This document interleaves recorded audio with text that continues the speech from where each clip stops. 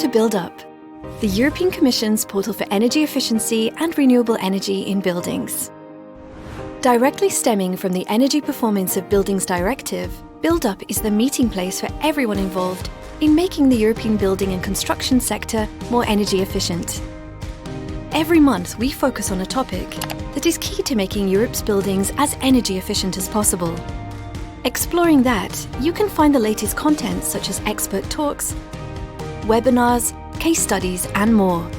From architects and engineers to academics and policy makers, we've got you covered. Build Up brings together thousands of registered members to reap the benefit of Europe's collective intelligence on all aspects of energy efficiency and renewable energy in buildings. The Build Up portal benefits from the expertise of our ambassadors. Drawn from industry and academia, the ambassadors bridge the gap between EU and national level and help shape our editorial content. Want to promote your work? Build Up disseminates your research, projects and events through a variety of channels. Become a member to exchange knowledge with your peers. You can disseminate tools and resources, share good practices, and consult open source publications. Join the discussion on social media and become part of the Build Up community, or subscribe to our newsletter to receive the latest news. However you participate, the Build Up portal is here to inspire, inform and connect. Build Up, the European portal for energy efficiency and renewable energy in buildings. Join the community for opportunities and updates.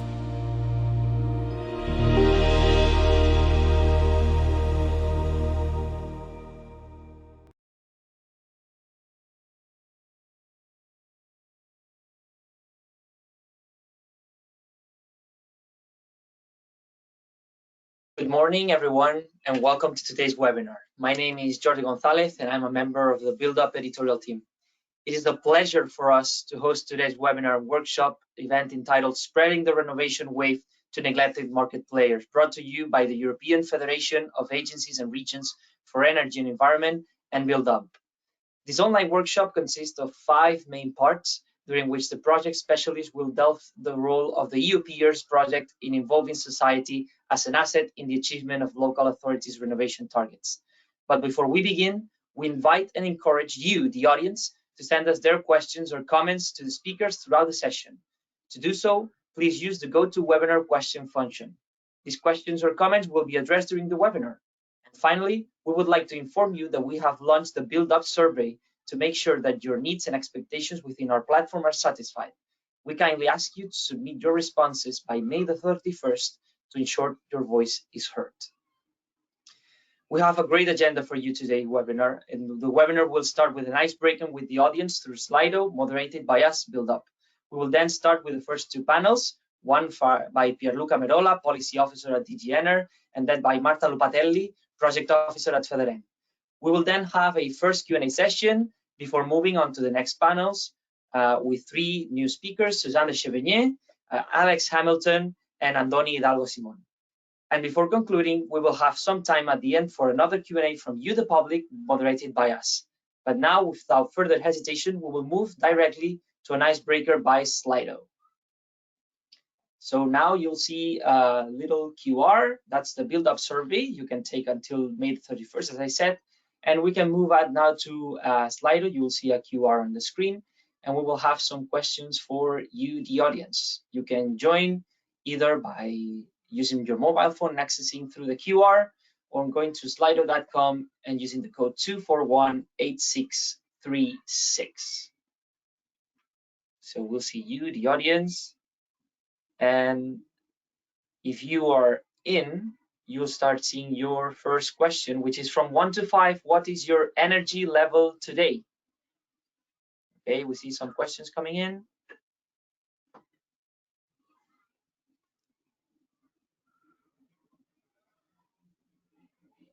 All right, we have a score of 4.7 out of 5. So I'm guessing you're all having a very, very good day, and that's good because we have a very interesting webinar for you.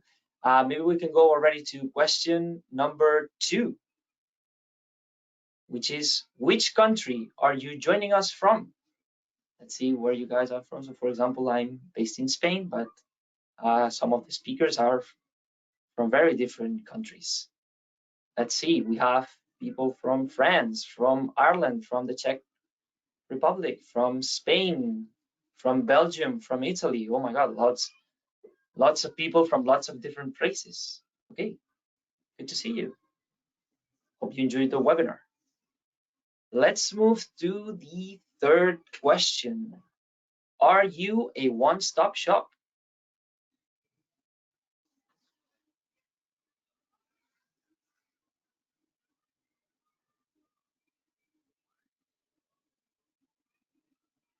Okay, we have some answers. Most of you are not, but some of you are or are in the making, so good to know.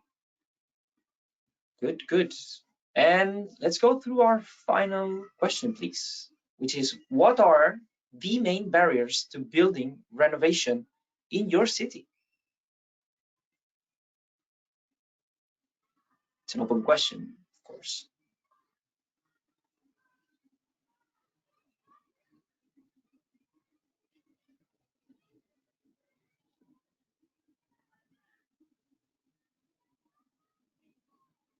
Okay, we see funding, legislation, contractors, lots of funding I think here. Funding, hassle factor, lack of installers, and legislation are some of the answers that I can see here while we're doing this live. So thank you very much. Thank you all for answering these questions. We hope to answer some of these questions on today's webinar. So I'll pass the floor to our first speaker, Pierluca Merola, Policy Officer at DG Ener, who's going to speak about the role of OSS and technical support on the EED and EPBD. Pierluca, hi, the floor is yours. Thank you very much, Jordi, and thank you very much to the team of Build Up, of FEDARENE, and of the EU Peers project for having organized this webinar. I'm very happy to be here. I'm Pierluca Merola. I'm part of the energy efficiency unit of DG Ener, working specifically on the financing element and the uptake element when it comes to energy efficiency measures and building renovations. I was asked to give you a general presentation of the policy update when it comes to one-stop shop. I imagine you are very much up to date to the latest development, so I will try to move a bit fast on the main element in order to then focus on some key issue when it comes to the provision. If we, I will move now to the next slide. To the previous one. So just to recall the overall context, because I think it's important that for let's say all of us that we work on the energy transition, European energy transition wide landscape, it's important to recall where we came from today, that we are on May 2024. We come from 4 years where the European Commission have put forward the European Green Deal and the Fit for 55 package. So the overall legislative framework to deliver on the energy and climate ambition, the clean energy and climate ambition, have been revised in order to increase our objective, to put forward new tools, regulatory or market-based, in order to stimulate the demand for investing in the energy transition. Overall, one important element that concur in the designing of the European Green Deal and the Fit for 55 package is certainly the renovation wave strategy. It is a bit, it's now was published in September 2021, so it's some times ago, but it clearly put buildings and at the center of the climate strategy and the climate target plan. This, of course, because as you know very well, the majority, an important part of the energy use happen in buildings, and as well this is related to, of course, the greenhouse gas emissions which happen, of course, in buildings. Well, next to our the European Green Deal, the Fit for 55 package, the activity at the European level were informed as well from the developments that happen in Ukraine, and namely Russian aggression to Ukraine and the following energy crisis that come up from this situation. That was in a certain way engineered from this situation.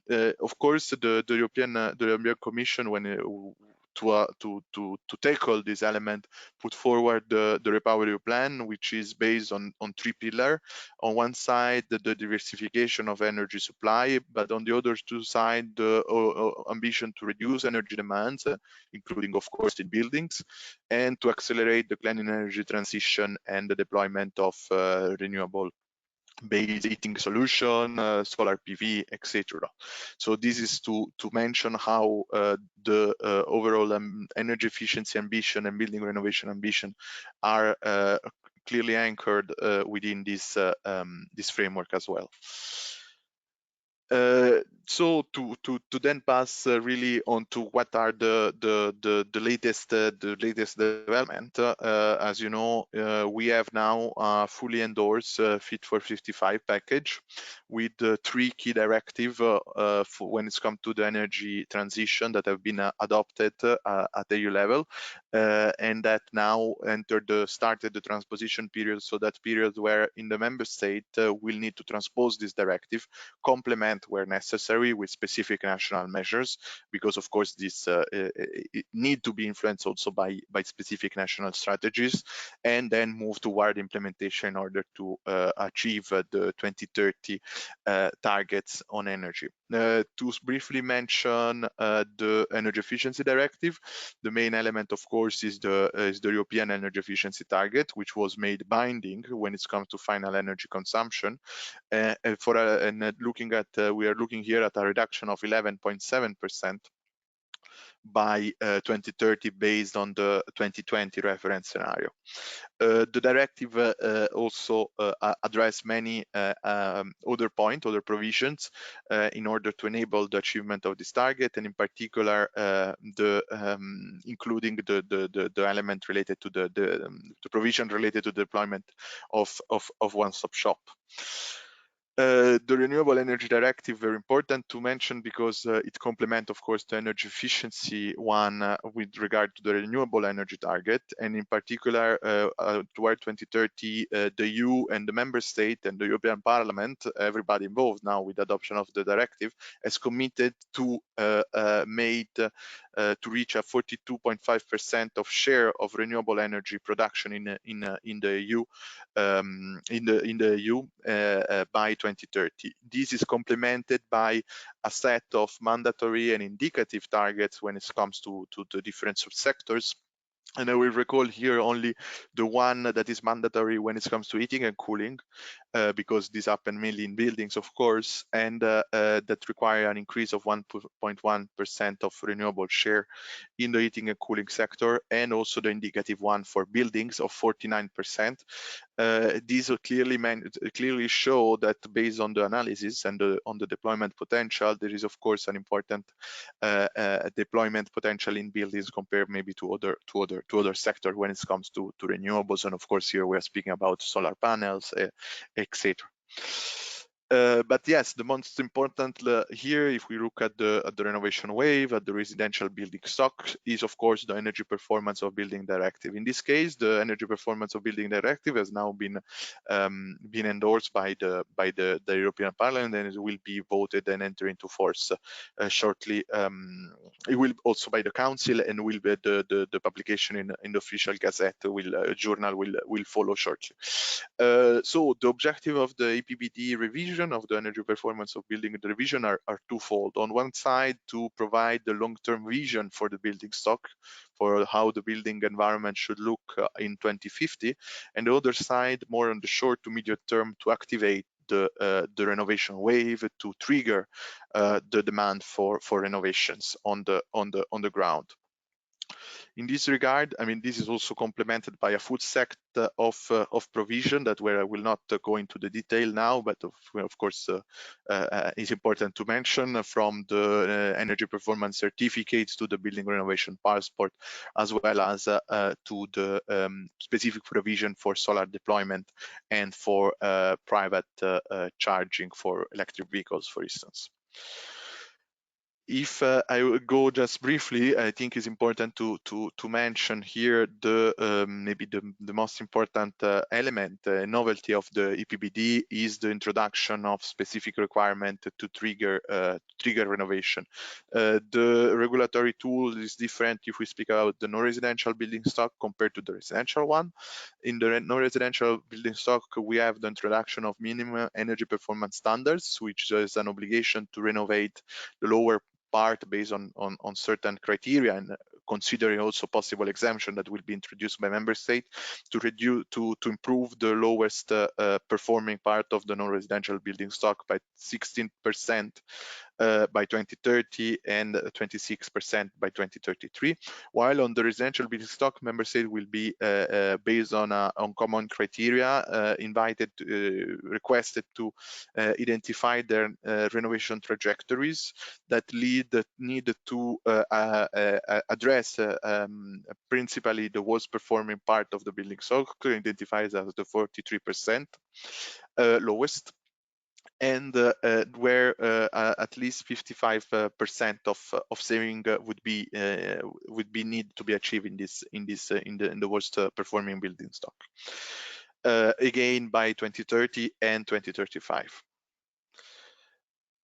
What I wanted to indeed the subject of our discussion today, so one-stop shops, what the directives and the EU legislation says about one-stop shop.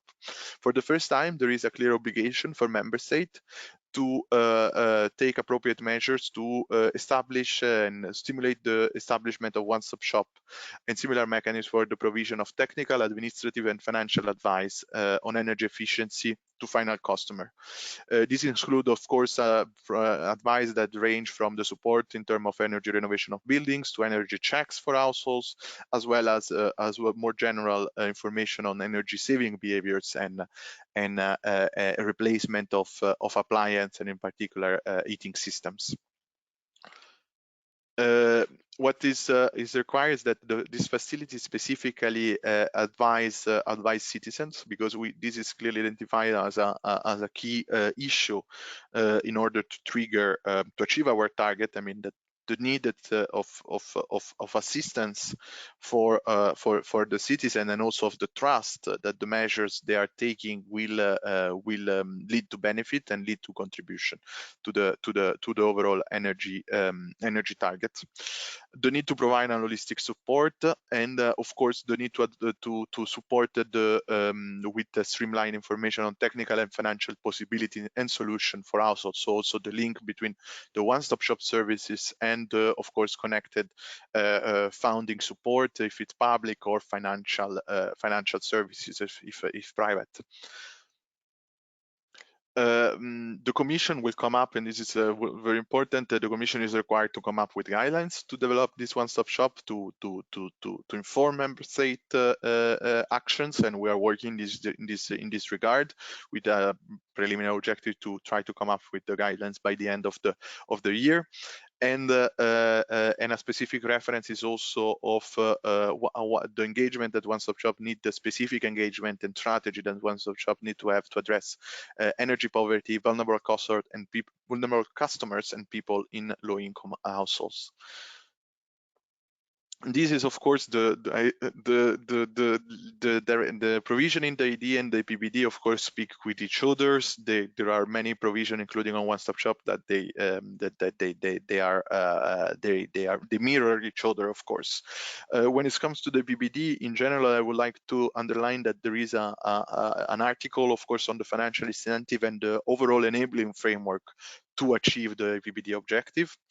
there is a clear focus on targeting, when we speak about public financial support, on requiring member state to provide a stepwise approach in terms of primarily financial support, and target higher support for vulnerable households on one side, and more ambitious, deeper renovation on the other side. So to avoid, let's say, those type of grants-based financing schemes, where the same level of support is given to everybody without taking into account the starting situation, the revenues, or as well as the overall, let's say, objective in terms of decarbonization of the building and energy efficiency improvement.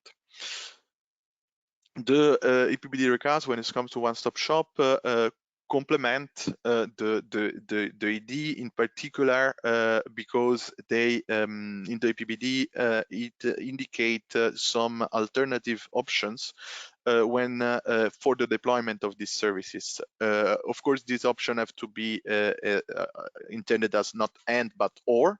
But give a bit underline one element that is particularly important in the overall strategy is the geographical distribution. Of course, it's not sufficient to have one single one-stop shop in the capital to provide the services that are needed by citizens in this context. Here, of course, I just wanted to recall how the EPBD recall, of course, the AED when it comes to the type of services that would be expected from these facilities. And here I would like to conclude, because it's strictly related with the overall with the one-stop shop subject, is the overall strategies to deploy financing for energy efficiency measures for building renovation. The key issue that I would like to recall here is in relation to Article 30 of the ED recast, where we see that there are on one side a strong focus on supporting capacity building, technical assistance support, deployment of one-stop shop as the enabling framework to activate the demand of investment, to make it possible that homeowners in the end of the day are interested in an energy renovations, and this is a clear priority where the Commission also commit to support with via the Live Clean Energy Transition Program, via the Elena facility, the establishment of one-stop shop across Europe, and as the necessary tool to deliver on our objective, because primarily what we need to do is to increase the demand for renovation, increase the renovation rates and the demand for investment. And once in parallel to that, this demand for investment need to be met with access to finance, which we would like to make it more innovative and private based, to move away from a more grant-based type of support for renovation, or let's say not focus only on that, because we realize that, of course, the overall objective is to use public resources where, as said, where they are most needed for vulnerable customer, for deeper renovation, and activate private investment on a larger scale. The Article 30 also speak about the strengthened dialogues between the industry, the construction industry, the financial institution, which is a key tool in the overall toolbox, if I can say it like this. Finally, let me just conclude that in this overall strategy, to give a bit an impression of what we speak when we speak about funding and the investment need in the overall energy efficiency, to achieve the overall energy efficiency target. The estimate is, of course, that public funding have been growing in this area, and now it can arrive to cover 10 to 15% of the investment needs, but the majority of it need to come from private financing. So this is why, again, it's important to activate the demand, to activate the interest to invest in an energy renovation. And these, of course, can be achieved by multiple tools, where, as said already, project development assistance, one-stop shop are a key instrument, together with the development of financial instrument and financing schemes, a bit more linked to an approach where linked to pay for performance, or linked to the achievement of higher type of saving that can then be monetized, based on ESCO financing, on bill and other type of innovative financing, as well as dedicated financial products such as energy efficiency mortgages or loans. And with that, I conclude here, but I'll let the last point, I don't have a slide for that, but I will make it orally, is that to do as well a bit of product placement as part of my responsibility in the energy efficiency unit. I also coordinate the Life Clean Energy Transition program. And as some of you might know already, this is a program that address basically action, especially at local level, but in particular when we speak about energy agency and one-stop shops, and that the calls are open and they will run till September. And there is, of course, a specific calls both for local activities, but also to establish a one-stop shop for energy renovation. So if any of you is interested, I invite to look for the call for possible support. And with that, I pass the floor to Marta Lupatelli, which she's leading on the UPeers project. Thank you very much. Thank you, Pierluca. So good morning. I'm Marta Lupatelli, Project Officer at FEDARENE, and today I will be presenting UPeers, which is the project for European practitioners for integrated home renovation services, from now on IHRS, and which is co-financed by the LIFE program and the European Union. So the overall objective of UPeers is to support the development of IHRS as a key instrument to accelerating residential energy renovation in the EU. So the project was born to address some challenges that the first pioneers of one-stop shops were facing. For example, like first, a lack of connection and possibility to exchange among peers. Second, a small number of IHRS, except in a few countries, which is a big issue, especially if we consider the needs of the residential sector in Europe and its targets. And third, one-stop shops currently have a low visibility on the impact and the results that they can achieve. But this is also in part due to the lack of enabling conditions in the policy framework and the market. So UPeers has been set up to provide different possibility and chances to exchange and different exchange formats and, as we were saying, opportunities. And most importantly, our offer is co-created with one-stop shops. So this gives us the opportunity to really address one-stop shops needs. And we also support the emergence of one-stop shops in Europe, providing mentoring and comprehensive assistance in the setup process. And we support the development of better framework conditions, both at the national and EU levels, through policy recommendations, debates, and dialogues with policymakers. UPeers wants to strengthen and upskill the one-stop shop concept, supporting skilled practitioners actively involved in the implementation of one-stop shops. And we also want to build a community of practice, engaging and connecting one-stop shops workers and providing them with a space to collaborate, for instance, by facilitating dialogue, knowledge, and experience sharing, and fostering the emergence of a common culture among one-stop shops in general and in the renovation chain. So the target groups and in particular the actors that we will involve as community members, they follow the outline of the customer journey presented in the paper of Christophe Milan and Adrien Boulier, titled Towards Large-Scale Rollout of Integrated Home Renovation Services in Europe. So IHRS, their operators, and those who want to set up a one-stop shops, they are our first target group. The community also involve those who we call IHRS supporters, and by these we are referring, for example, to local authorities, but also actors of the renovation chain, both from the demand and supply side, such as like association of homeowners, constructors, and so on. Part of our activities will also address non-community members, meaning policymakers and at the national and European level, and the general public.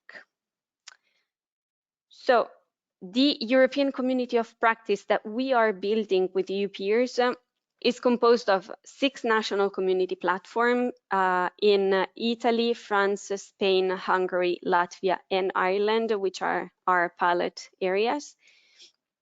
And it also includes a transnational community platform that welcomes all the countries that are not covered by the national communities, and is managed by Climate Alliance, FEDARENE, and Energy Cities.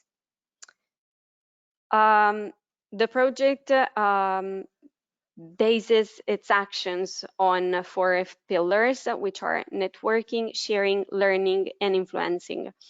And we try to foster networking among one-stop shops through regular online or in-person meetings organized for the members of the national communities, while for the transnational community, we are only organizing online meetings, and they are online seasonal meetings that will take place at least 4 times per year, so 1 per season. And the first took place in winter, and the spring meeting will be next week. I will add up some information about it later. And also, every year, we will meet all our members in Brussels for a European summit. We created a digital platform to allow one-stop shops to communicate among peers, and we will create transnational working groups to foster collaboration and joint actions. We have launched the project website that will map the one-stop shops in Europe, and where you can find also interesting material shared by one-stop shops or one-stop shops initiatives in Europe. And of course, we have our LinkedIn page, and we will soon launch our newsletter, to which you can sign up on our website. We will offer a wide range of capacity building and peer learning opportunities, and this will start with the publication of case studies. And we will also launch a capacity building program and a mentoring program. Lastly, we will try to influence our stakeholders, particularly local and regional authorities and national and European policymakers, and we will do so through policy debates, roundtables with market operators, and through the development of key materials to foster the creation of one-stop shops and their support by local and regional authorities. So one of the first activities that we are carrying out is a European mapping of one-stop shops to see and understand who they are, where they are, and what services they provide. And it will allow us to profile one-stop shops and understand what challenges and needs they have. But this is also a first step to understand the impact of one-stop shops on national and European targets, and also foster their visibility and advocate for their greater recognition and support. So we launched a survey to collect this information. You can access the survey through the QR code that I left in the slide, and also through the link. And I would like to conclude inviting you to our upcoming events. The first is the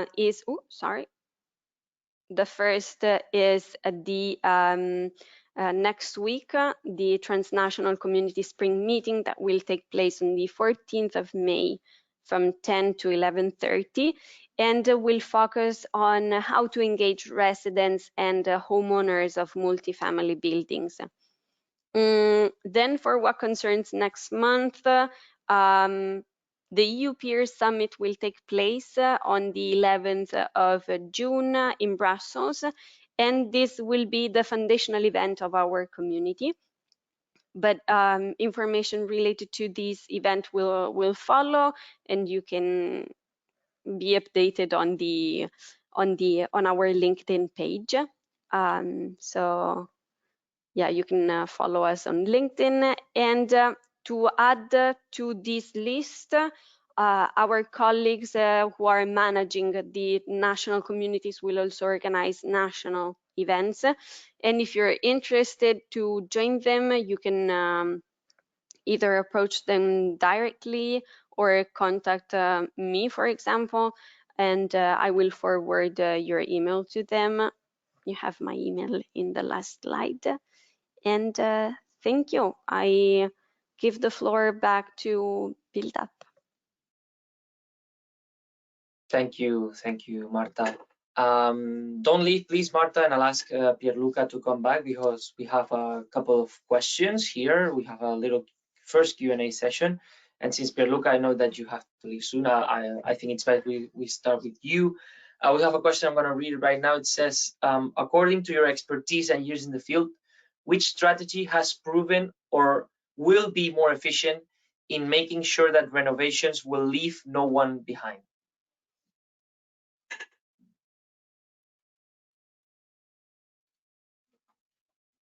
Your mic is off.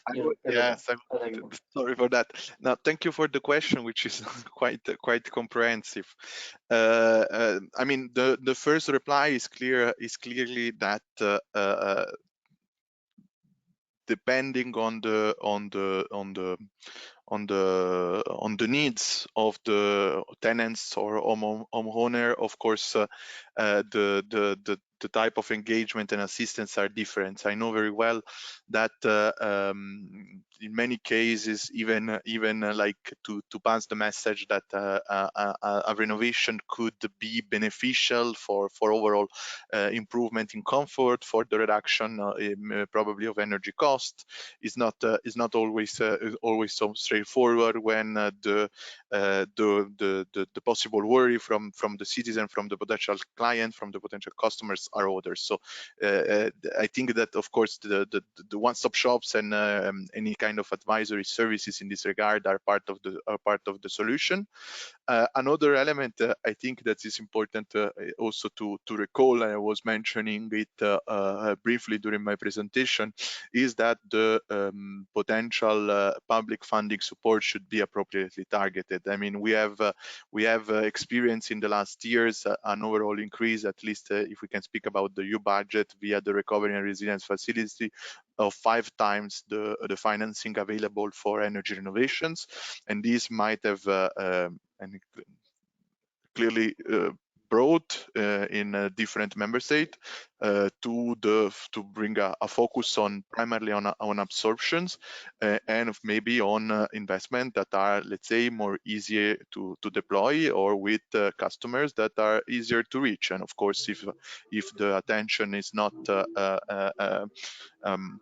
introduced on vulnerable household at the moment where the financing scheme is being designed, it is difficult to introduce it at a later stage.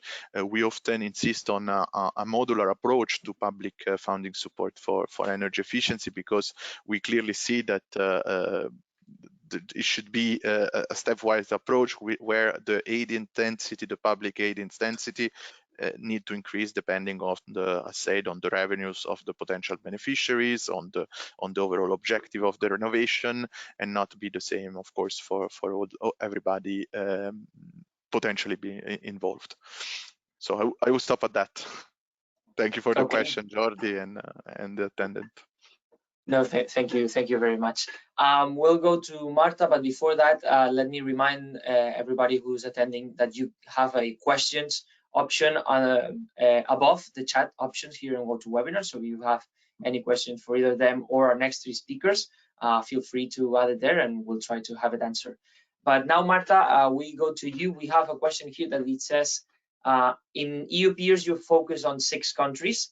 Have you been able to identify some specific challenges that these countries are encountering, or would you say that the barriers are more at the EU level? So I wouldn't say, okay, wow, this is a nice question. Thank you, first of all. I would say that it really depends on the country, and it really depends on how they receive what's being decided at the EU level. We have a certain kind of situation in France and a completely different situation, for example, in Italy, another different situation in Spain. So it's more country specific as per the context, I would say. And if we increase the level, if we decrease the level even more and we look at one-stop shops individually, it's even more context specific. So yeah. So a mix of everything, no? Should we say? That's a short answer. Yes. When we're talking about one-stop shops, it's very context specific, and as we know, decisions are taken on a certain level, and then they need to be received somehow and applied, and this is what changes the context at the national level, I would say. Of course, every implementation is different in every territory. Yeah, of course, you're right. Okay, Marta, Pierluca, I want to thank you, the both of you, for your time. We have to keep going with the webinar. So thank you very much for answering. Thank you, the audience, for sending us questions. And now we'll move to the second part of the webinar. Now we're going to be with our next speakers, Suzanne, Alex, and Andoni. And we'll start with Suzanne. So Suzanne, whenever you want. Thank you. Thank you very much for this opportunity, and I'm very pleased to be here to be discussing the question we are looking at, which is the question of really vulnerable people and why don't they get into renovation. Just to perhaps just a word of presentation, actually. I'm a senior researcher emerita now with the CNRS in France, and I'm also chair of an NGO, that civil society organization that accompanies vulnerable people in their renovation, among other things, renovation issues. So that's what I'm going to be using actually in the talk now. Research on the experience of living in fuel poverty. That was my sort of CNRS life, working with this CSO, and that is extremely interesting because the sort of main specific of this CSO is that we work with inhabitants on their buildings. So we're going to be talking about how do we get vulnerable people working with us on empowering them as much as possible. And I must say there's a really interesting source of information, studies on one-stop shops and so on, carried out by the National Observatory of Energy Poverty. The links are at the end, and that is really a source of information. First, I'd like to discuss who the vulnerable people are, of course, in relation to housing, and there are lots of other issues. They can be owners of homes with poor quality insulation, vulnerable ones with little money, with little income to be able to work on the houses. They can be tenants of private housing and tenants of public housing. Those are two quite different issues. Public housing, that is sort of social council housing, to use the British expression. That's often, but not always, in a better state because the owners of these buildings have a sort of a heritage way of approaching the issue and take more care of their buildings. And I must add that we also include people, that's a rough translation of the French expression, that don't have proper paperwork on their buildings, and that's particularly present in the ultra periphery in France. We have a number of islands where you often get people who simply haven't done the paperwork every time a house has been handed down from generation to generation. And so it's an issue when you don't have proper paperwork to base your renovation on. So very diverse profiles and diverse answers. Huh? I called it a wicked problem. That doesn't help much, but it's really a lot to be seen. The most obvious reasons, and I think they were flashed up in the quick survey at the beginning, are lack of money for homeowners and either ill will, but it can be also lack of money on the part of landlords, who are supposed to be the ones who renovate. When you rent an apartment, you're not in charge of renovating, your landlord is, and that's also an issue. So the obvious solutions would be funding mechanisms for poor homeowners and poor building owners, because that can happen, and regulation, and that's a big issue. But there are other reasons, and those are perhaps the ones I want to particularly insist on. In a building that's in a bad state, a house, an apartment, you often have problems that go beyond renovation issues. For example, the roof that leaks, or the electrical system that's not in a good shape and needs, for security reasons, needs renovating. And funding schemes often don't take these issues into account, and they have to be done. You can't renovate a house if the roof leaks. So it's an issue because funding schemes are not always adapted to taking into account poor quality housing as well at the same time as thermal renovation. There's the difficulty of the whole administrative process, and I'm talking about France, but I bet it's similar in a lot of places, and that's where one-stop shops would be really useful. It's super complicated. You may not have internet access. There are all sorts of things. You have conditions. You mustn't have started working on your house already. That it's really a hassle. That's not really news. There's another issue for people who lack, in financial difficulty.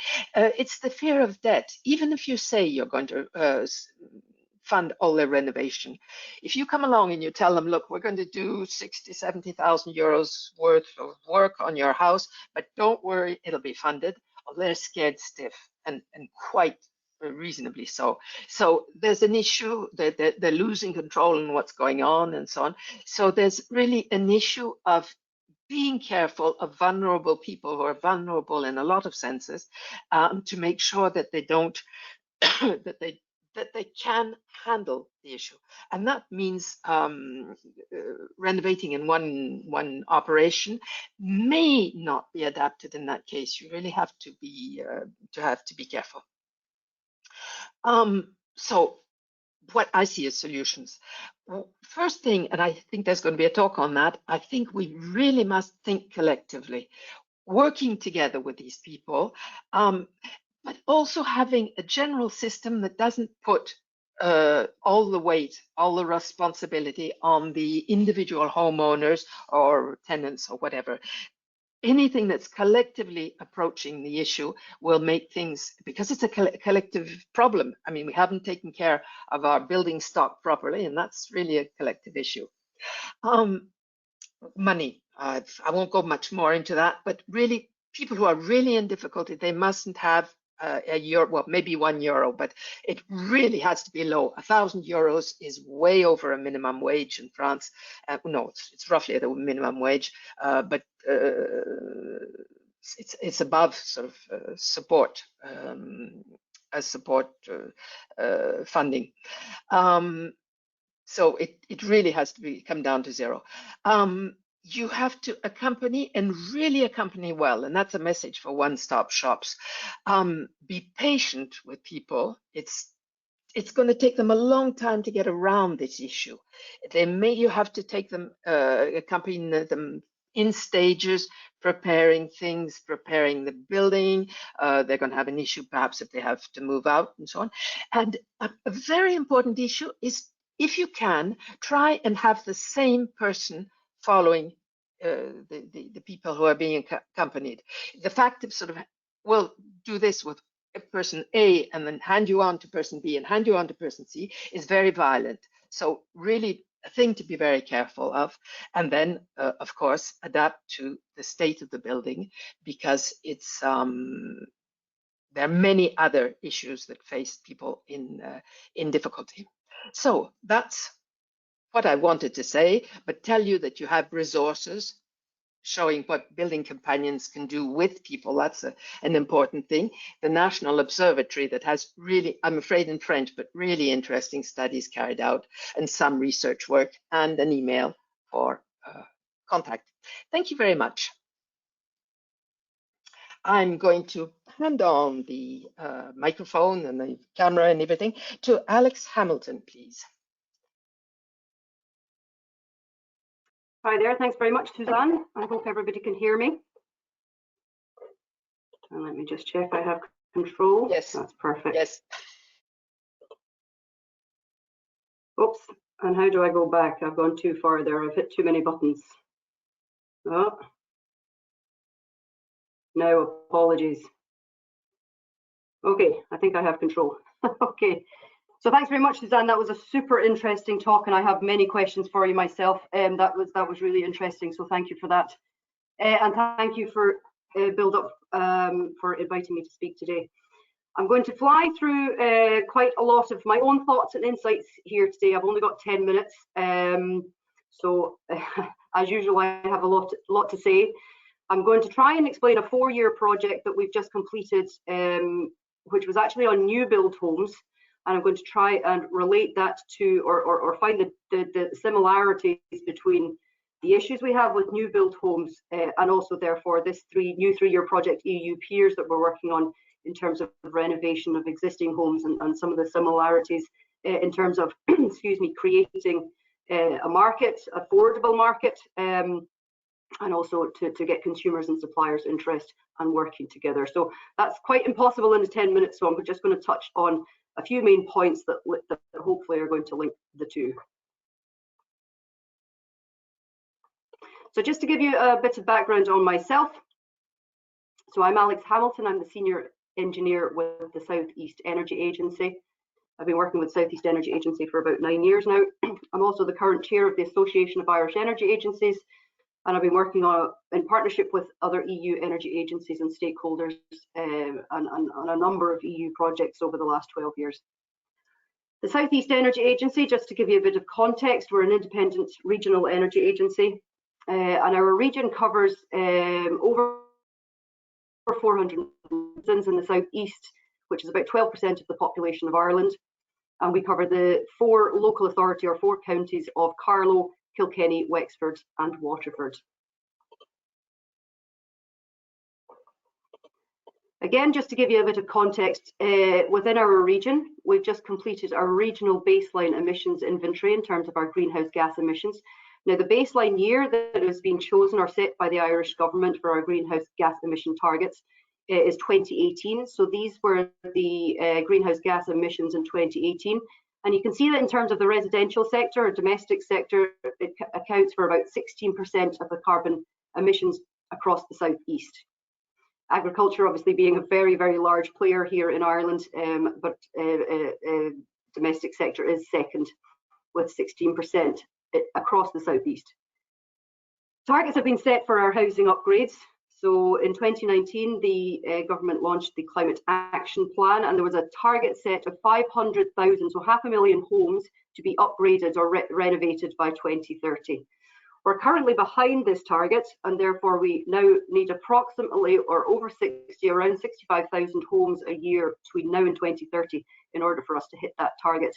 In the South East, again, that equates to roughly 7,000 homes. These are just some figures from our own one-stop shop in the Energy Agency. We do act as a one-stop shop in the Energy Agency. We've acted and operated as a one-stop shop since 2012. These figures are from 2017 onwards. And you can see there specifically in the second last column the number of homes that we ourselves have upgraded. So a total in the last 7 years is 436 homes, but you can see the massive decrease in the number of homes in the last few years, a massive slowdown. If you look also in terms of the kilowatt hour savings and the capital costs, we can see that there's a massive increase in the costs as well. So in 2017, we were looking at roughly 64 cent or 64 cent per kilowatt hour investment versus last year of 2.2 or 2 euro 20 cent per kilowatt hour. So it's a massive increase in the costs. So why do we think we're seeing this slowdown? There's been a national housing crisis in Ireland since 2014, probably before, but this has been caused by a lack of homes that were being built during the recession. So the uncertainty has led to contractors moving from the market to a more stable market. And right now, that stable market is the new build market. There's such a housing crisis, and there has been, and there's a lot of emphasis on new build. That, of course, has led to a shortage in the contractors.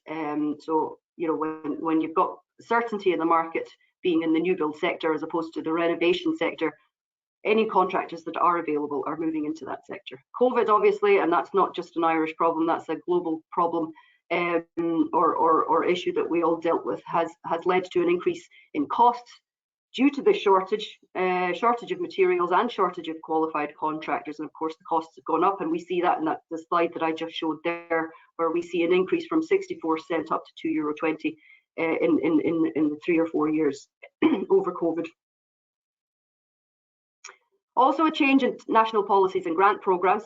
Some of our speakers have already spoken about this. When we don't have a certainty, again, I'm talking about the uncertainty right now in Ireland is in the housing, the new build market. There's been such an uncertainty in a sense. We know how many homes we need to build to renovate 500,000. That target has been set for many years now. But unfortunately, we've seen a number of changes in the policies and the grant programs that have been set, which has led to that uncertainty again for contractors.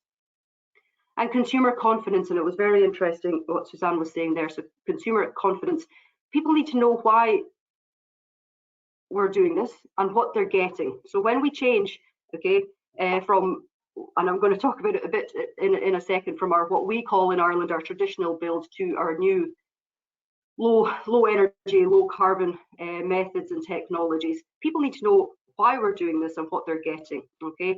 And we need to be able to trust the quality of work from our contractors. Unfortunately, we've seen, you know, a lot of poor quality here in terms of workmanship and stuff. And again, when we change our policies, we change our regulations, we change our grant programs, we're jumping from one thing to the next, then that's again, that uncertainty from a consumer and from a contractor supplier point of view isn't helping anybody. It was the housing crisis that led us here in the Energy Agency to look at new build options, and this is what led us into the project Housing 4.0. So again, we have operated as a one-stop shop in terms of housing renovation since 2012. But again, the housing crisis really took priority, and we were looking at the new build options. And the reason for that, again, I mentioned the poor quality of work. During the boom times here in Ireland, before the recession, we were throwing up houses. Anybody with a man with a van, as we called it here in Ireland, anybody could excuse me, anybody could build new houses. Sorry, I'm just noticing I don't think my screen is moving along at the same time with me. Let me just check here. Housing 4.0, perfect, we're on the right slide. Apologies for that, I think you've missed some of, but obviously I've been speaking through the slides, and the slides will be available at the end. So the Housing 4.0 project is what we looked at in terms of new builds. So the risk there was that we needed to build a lot of homes quickly, and there was a big risk of oversight, certainly in the terms of energy and in terms of quality of work, but in terms of energy efficiency and the low carbon. Again, traditional build here in Ireland is still by concrete block, okay? Housing 4.0 was an Interreg Northwest Europe project ran from 2017 to 2022. And the aim of the project was to build low-cost, affordable and low-carbon homes. The aim was 25% less cost with a 60% less carbon emissions. That's both embodied and operational. Of course, there were big challenges here in Ireland, both to the consumers, or the customers, as well as the suppliers and the contractors. So who were the contractors who were going to willing to take on this new type of building? In terms of the digitisation, the aim of the project was to look at digitisation of for design, for manufacturing and assembly. So that's a whole completely different way of building here.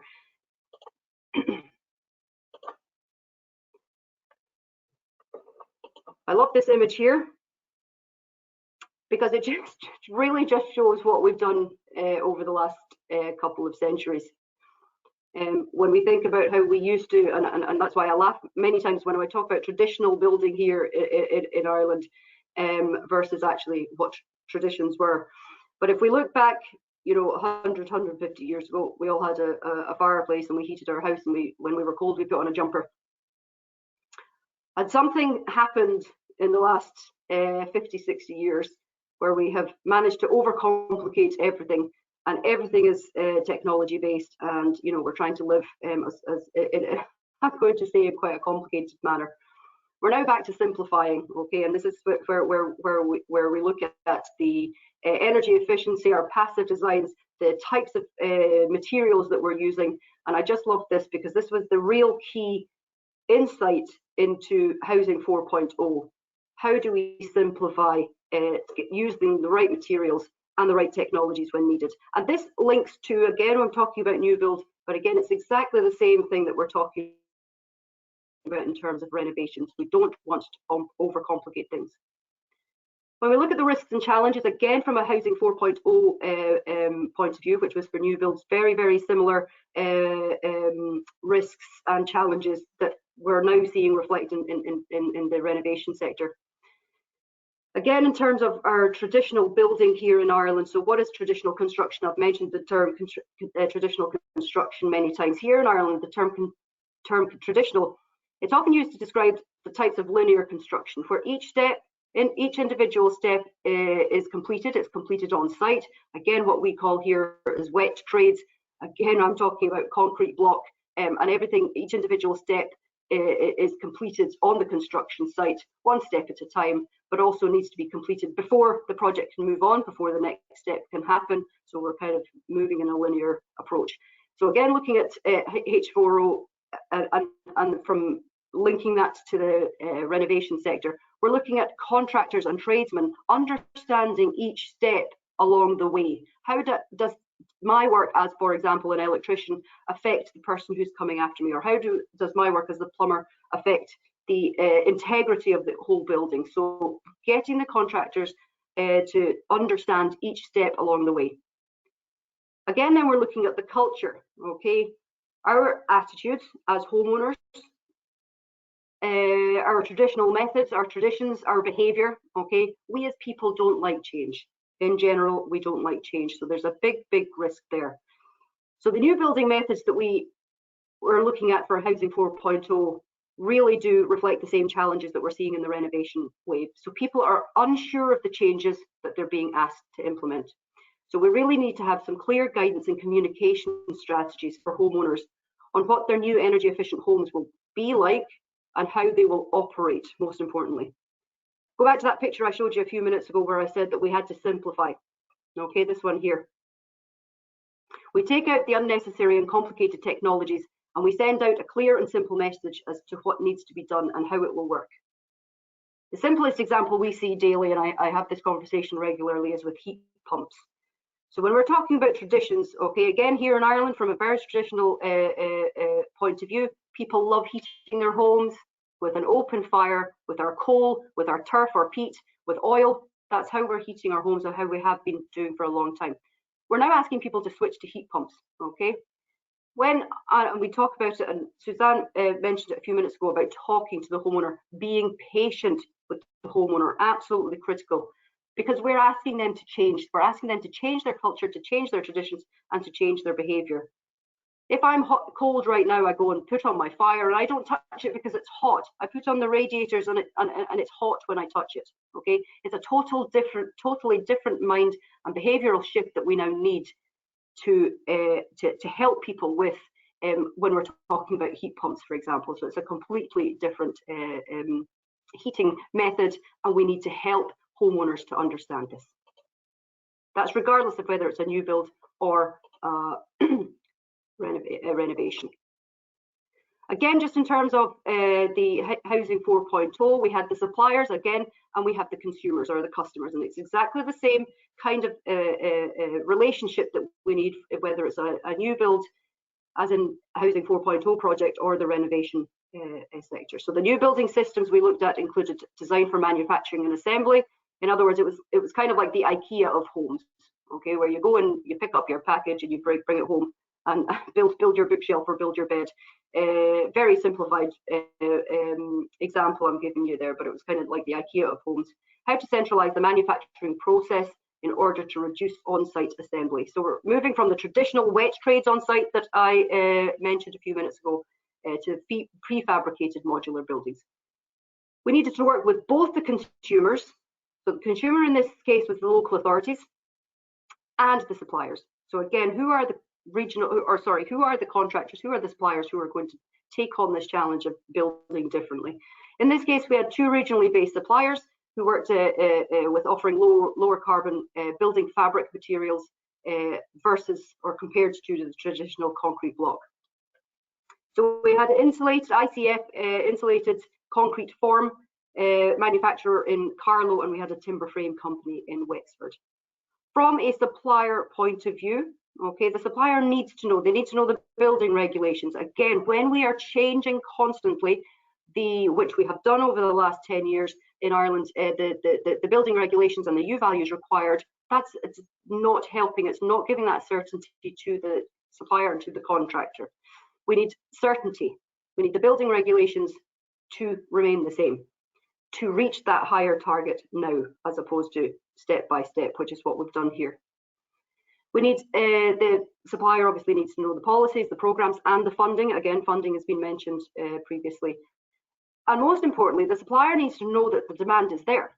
So there's nobody going to set up a business or increase their share in the market if there is no market there. From a consumer or from a customer, from a homeowner point of view, again, looking at this particular example, we had the local authorities, and standard issues were a risk. There are standard regulations, and again, from a low energy, low carbon point of view, we were pushing them to exceed it.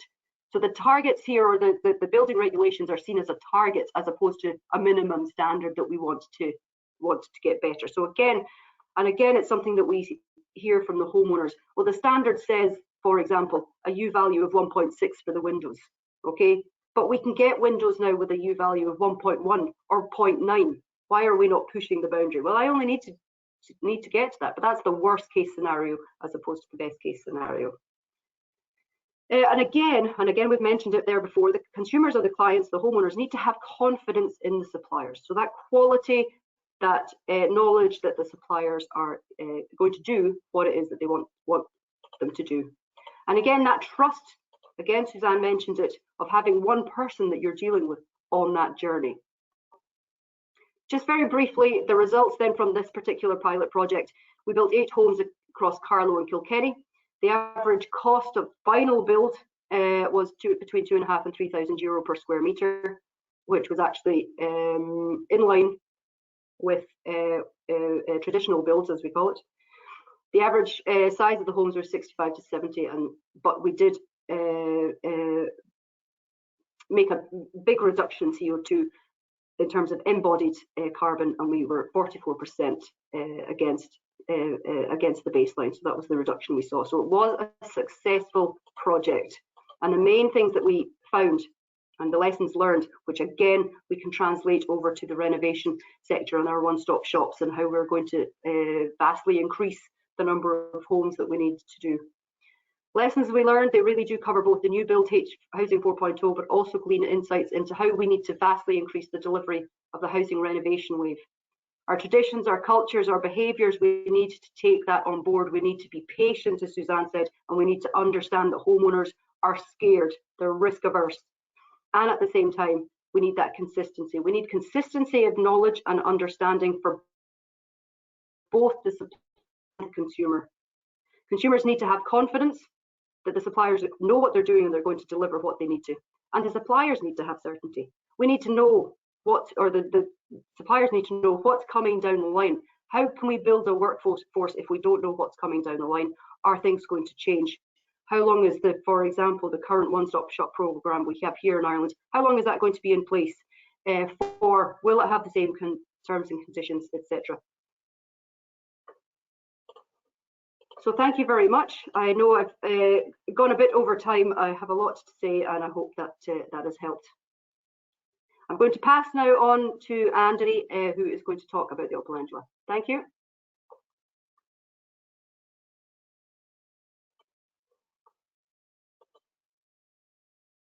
Thank you very much, Alex. And well, it's time for me now to talk about another specific project that we have been developing in the Basque region in Spain. I'm actually going to speak about two projects. First of all, was a Heroes for All and Virtuos, both of them gathered within the frame or the brand of OpenGela, which is one of the most important topics that we address was moving from individual to collective renovation, moving from buildings to neighborhood approach. So I'm going to talk about how to involve vulnerable consumers and vulnerable districts, how to involve some other market actors that might be left behind, and how we have done this through moving from the building perspective to the neighborhood perspective in our region, and most importantly, which are the specific tools that we are putting into motion in order to achieve all this. So let's move on. First of all, within the Basque region in which we are working upon, obviously, when I'm talking about that, there's a very successful example of urban regeneration that happened in the 90s, early 2000s, which is the construction of the Guggenheim Museum in Bilbao. You obviously, perhaps you've been there. If not, very welcome to. But you've been knowing that the left-hand pictures is quite could be quite known to you. But what you don't know is what it looked like before, which is a very deprived industrial area with a very heavily contaminated river, with a very severe urban structuring problems around. So this is a notorious case of a successful urban regeneration, but there's always a but, and I think it's a good element to always wonder yourself what could be done better. Because actually, beyond that showcasing example that we had in the region, we all, at the same time, or perhaps prior to that, we undertook from the Basque government a series of analysis of diagnosis of our building stock, which told us quite a different picture to that successful case, in which we analyzed the vulnerability factors, because as Suzanne previously mentioned, she mentioned that vulnerability is not always, it's not only economic. So there are many other aspects of vulnerability, which is the habitability conditions of buildings, accessibility conditions as well, stability, lack of energy efficiency, lack of comfort, lack of healthy conditions inside buildings. So we made an overall assessment for the whole region in the north of Spain, and the conclusion was that more than 30% of the population was living into neighborhoods that could be classified as either vulnerable or very vulnerable. So this was our sphere of action in order to restate the urban regeneration measures and to actually address it from a deeply social perspective in order to, as Sustainable Development Goals and 2030 Agenda said, leave no one and no place behind, importantly. So What we did was actually with the first project that we put into action, an Horizon 2020 project called Heroes for All, but as I said, rebranded under the OpenGela brand. We opened up in 2 district, specific districts, in 2 pilot neighborhoods, one-stop shop. Physical one-stop shops. OpenGela, indeed, Gela means space or room in the Basque language. So OpenGelas are like open spaces available to neighbors in those neighborhoods that we were regenerating. So we used the European money to actually not to make any work, or not to make any physical infrastructure work, because that was not the subject of the funding, but actually to put in motion and to manage those offices, employing 3 people per office and providing constant, permanent assistance to neighborhoods all through their renovation journey. In technical matters, which kind of measures we have been implementing in your building when renovating it. An important element is that we are dealing with only exclusively with multi-family houses. So that means that homeowners and inhabitants used those offices, this OpenGela, in order to hold the building meetings, the condominium meetings, in order to discuss how they will do renovation and to be permanently assisted by our staff on not only technical matters, but as well social matters elements, assessing the status of each household, as well administrative staff, all the paperwork that had to be and that they had to deal with. Mostly we were working with aged population, so and people mostly living on their own. So we were targeting specifically vulnerable neighbors in that aspect. So the administrative help that we were providing was very needed as well, and as well financial assessments. So we were assessing case by case their financial status and the different type of aids or grants that were available to them. Okay, so the interesting part of this first project is that it scaled up very quickly. So under the management of the Basque regional governments and memorandum of understandings being signed with each specific municipality, it grew from the 2 first pilot neighborhoods into now more than 25. So this scale up was really interesting because it showed that the model worked. Another element that we worked upon was the financial support, because as Susan previously mentioned, vulnerability is about addressing these stakeholders that cannot afford going to a bank and asking for a loan, for a personal loan, in order to renovate the buildings. So we were addressing this dotted part of the population, which is a significant amount of population that could not afford go to banks because they were classified as risky. Okay, and we established this financial support mechanism. I want to call your attention on these figures there in the middle. So the average income of the households that we were addressing was 20,000 K, and the average age was quite high. The people that actually got into our financial mechanism, and a significant part of them were women living alone. So that's an interesting outcome that we had out of this first project, Cornell. So this project was finalized. We intervened in more than 400 households in these 2 pilot neighborhoods. But as I said, it scaled up quickly into other neighborhoods. In order to tackle this scaling up more effectively, what we did was enlarging the base. And please, the next slide, because I am trying to have control on it. Yeah, okay. Let me just. Okay, we wanted to ensure as well the involvement. Well, there's some pictures of the households being renovated, but you're gonna have the presentation later on, so there's no problem. So we can move perhaps to the next slides. Yes. So we want to ensure the proactive role of other so far neglected market agents. And so what we did was applying for another live funded program called Virtuos, which is the one that we are undertaking nowadays. And we extended the base, as I said, to other market agents. So first of all, we involved the contractors, the cluster for construction companies, for instance.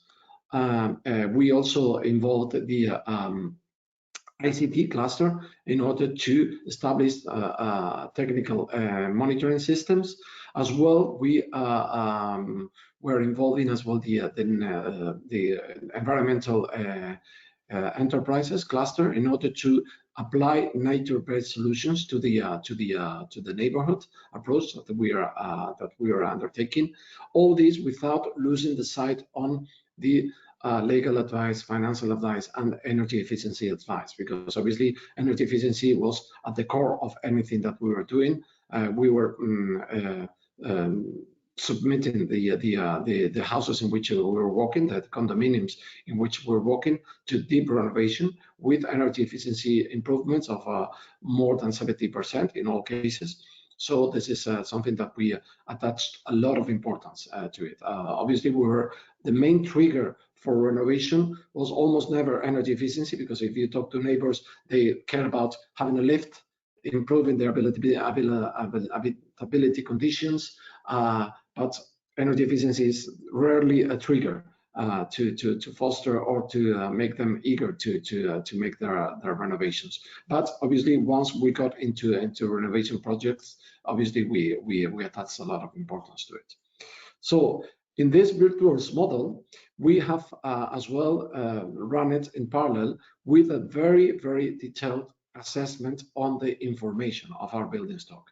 Because without knowing how our building stock is performing case by case, we cannot put into action specific tools in order to undertake these renovations without leaving no one behind. And this is where I'm going to end my presentation, by establishing clearly which are the specific tools that we are putting into motion, which I'm going to talk about building renovation passports specifically. So the first thing that we did then in parallel with this running of these two European projects was setting an assessment, a very detailed assessment on the characterization of our building stock. We assessed all buildings in the region, all 70,000 buildings, 70, based on energy performance certificates, available energy performance certificates. So we could have a clear image of what will be the status, not only from energy perspective, but as well from social perspective and from environmental performance. So we can move ahead, perhaps. By establishing this, we made an energy simulation of each building in the region based on what could be the different areas in which we could intervene. So it went into 5 different spheres of actions. The interventions that could be done in the facade, in windows, in yards or patios, in roofs, and then on the floor. So we undertook an overall draft building passport for the whole building stock of the region. This is a process that took us quite some time, I have to say. It was an ambitious project, but we finalized it. And so, next slide, please. We got into a global image of the situation of the building stock in the whole region. With the previous slide, please. With a specific assessment of the interventions that we could do in order to decarbonize the building stock from here to 2050. Okay, if you go to the previous slide, perhaps that's quite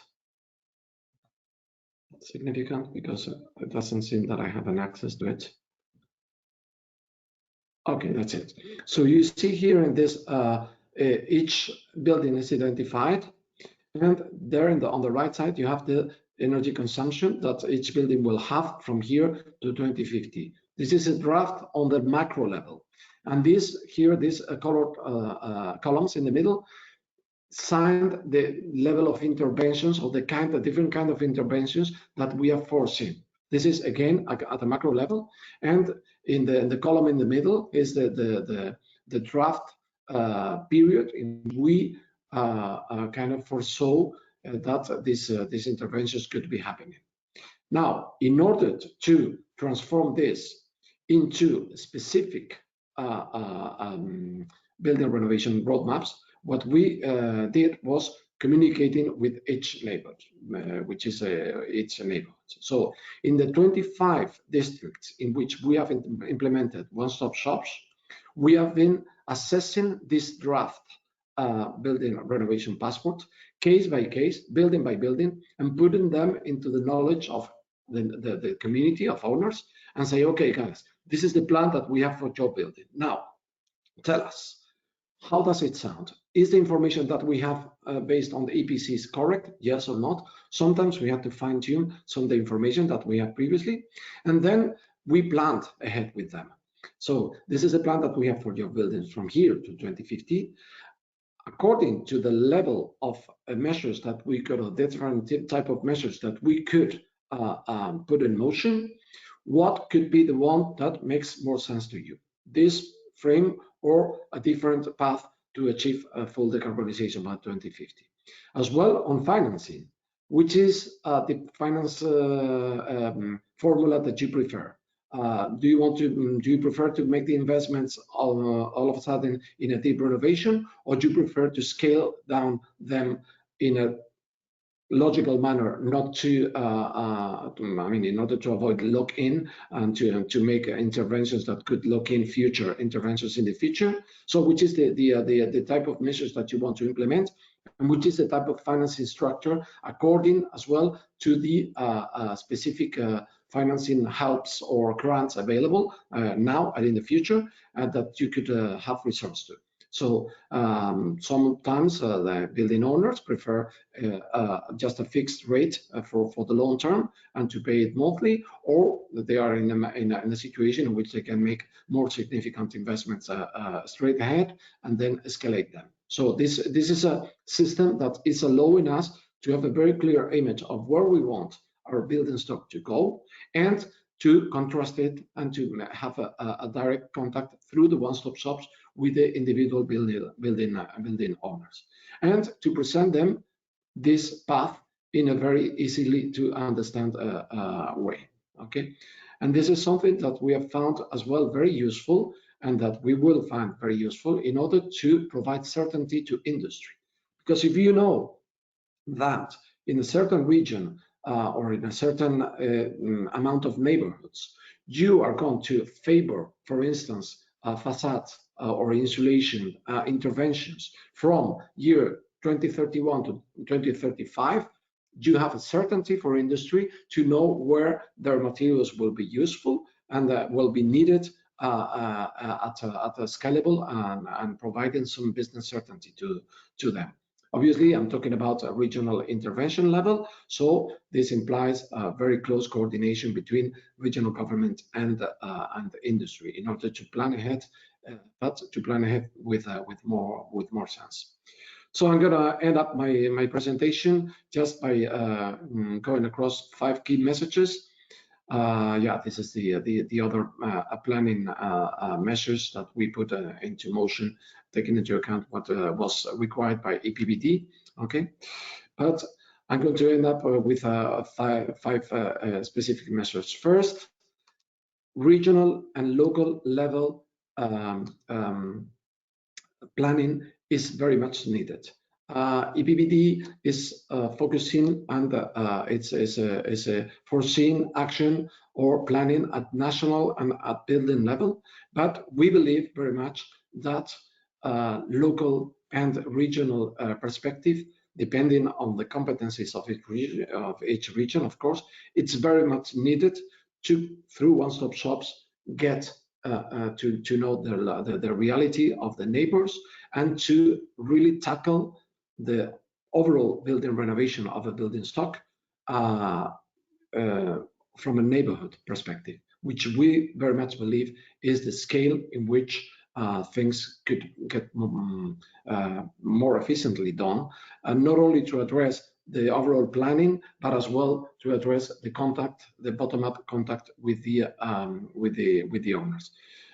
Because after all, we are talking about trust. We are talking about confidence, not only from the consumer perspective, but as well from the business perspective. And the ideal tool to provide this trust is through one-stop shops based in a neighborhood. At least that's our experience. But I'm very much open to other questions or to other possibilities for different scopes. Thanks so much for your attention. Andoni, thank you very much to all speakers. Now we are running out of time, but we do have time for a little Q&A session. We do have time for one question. And the first question we received was for Suzanne, so maybe I'll ask you. It says like this: have you had the chance during your research to discuss with the so-called vulnerable people about the energy transition and the necessity to renovate buildings? And if so, what was their approach and the difficulties encountered? That's a super interesting question. I think it was already mentioned, people don't always realize the link between renovation and their everyday problems. You must understand that the sort of everyday issues are particularly hard, but at the same time they do clearly sort of take into account. I mean, they understand that it would be ideal. What the sort of reaction you often get is, "This is not for me."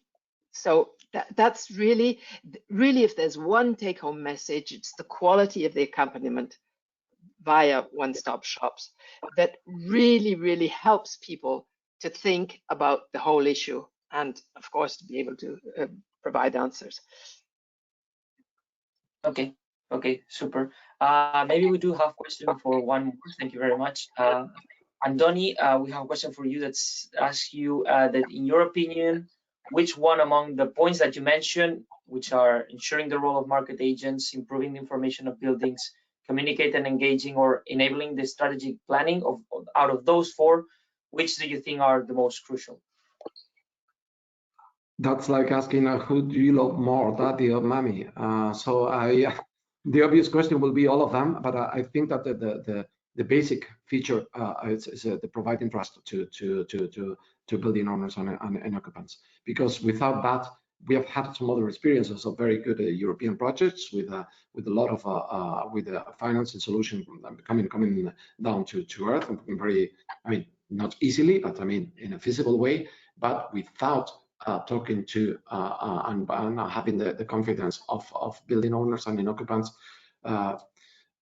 All governmental, industrial, and very thorough that you could do, it's not work. Doesn't work. So it's that will be to me the human factor is a more relevant one. Okay. Thank you very much, Andoni. Now we do our Not all those time. Of course. Yes, of course. Of course. So as I was saying, thank you very much, Andoni. Thank you, Suzanne. Thank you, Alex. Thank you, Marta. Thank you, Luca. And thanks to you, the attendees, for today's webinar. Just a reminder that this webinar is going to be available coming up very soon on BuildUp's YouTube channel in the coming days, along with the presentation slides, which will be available on our portal as well. We just wanted to remind you that us, BuildUp, hosts webinars every month. So we have one next week, and we have 4 coming up in the month of June. So please visit our portal, and of course visit our social media channels to keep up to date to all the BuildUp activity.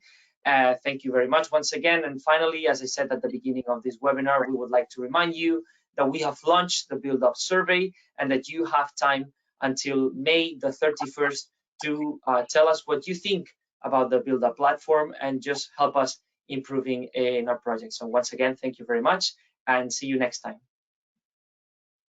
Thank you.